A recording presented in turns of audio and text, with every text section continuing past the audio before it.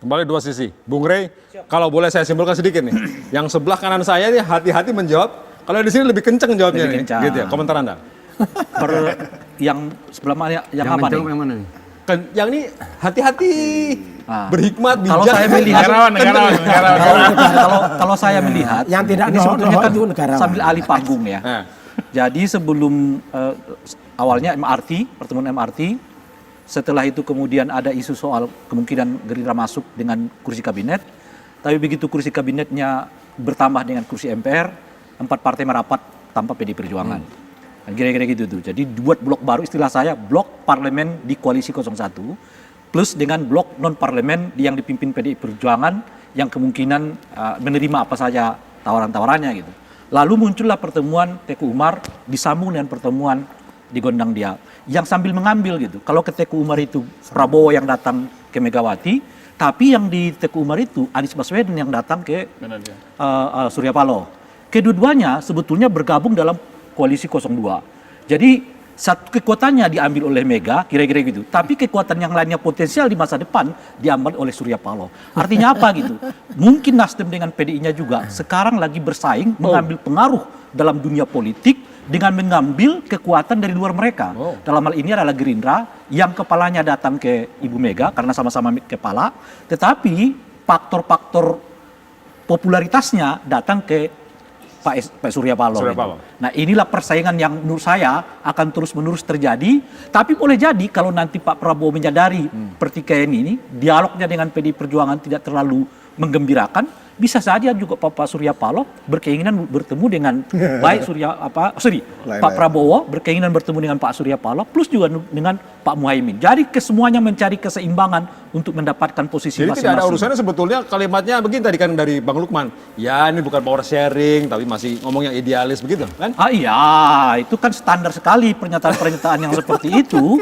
Tapi ujung dari itu semua pasti kita ketahui apa yang saya dapatkan dari ini semua. Bang Lukman, masa nggak ada? Iya, makanya gitu. Pertemuan bagi saya ya, power sharing itu nanti di ujung pembicaraannya. Sedap. Ya, bukan di awal. Di awal itu harus pertemuan idealis, prinsip-prinsip disepakati. Prinsip bagi-bagi visi, enggak, visi kebangsaan dulu ini. Tapi bilangnya tadi ini politisi, bukan negarawan itu. Oh, itu yang keliru. Ini kita negarawan-negarawan ini semua. Ya, jadi makanya saya katakan pertemuan para ketua umum ini para negarawan semua. Mereka ini orang-orang baik semua. Ya. Contohnya seperti ini. Kalau kita mengatakan bahwa pertemuan Pak Surya Paloh, mohon maaf ya, Pak Surya Paloh dengan Anies Baswedan itu pragmatis, saya kira enggak. Pragmatis untuk 2024 enggak. Saya kira karena memang ada potensi ya polarisasi yang masih tersisa dan salah satunya menggelayut di Pak Anies Baswedan. Ini harus diambil dulu. Gitu loh, Pak Musbah. Ini harus diambil dulu. Nah, pertemuan Pak Prabowo dengan Ibu Megawati juga menyelesaikan residu-residu itu. Belum selesai nih pertemuan Pak Prabowo dengan Pak Jokowi di MRT, di FX Senayan itu belum selesai, ya. Karena apa? Ibu Mega kan megang simbol juga, ya, megang simbol. Oleh sebab itu perlu ada pertemuan Pak Prabowo dengan Ibu Megawati dan itu terjadi. Dan saya memperkirakan minggu-minggu ke depan ini akan ada yang Bang Ray bilang tadi, pertemuan Surya Paloh dengan Prabowo, pertemuan Muhaimin dengan Prabowo, pertemuan para ketua umum lintas saling silang untuk menyelesaikan semua residu-residu pemilu. Begitu ceritanya. Iya, bagaimana Bung Adian? Coba aja kita lihat nanti. Apakah residu itu harus dibereskan atau sudah bicara nggak ada ceritanya hal itu sudah selesai? Sekarang bicaranya bagaimana memperoleh apa gitu? Kalau pertemuan Ibu Megawati Ketua Umum kami dengan Prabowo kemarin, ada 3 hal yang dibahas memang. Pertama, itu terkait dengan situasi hari ini.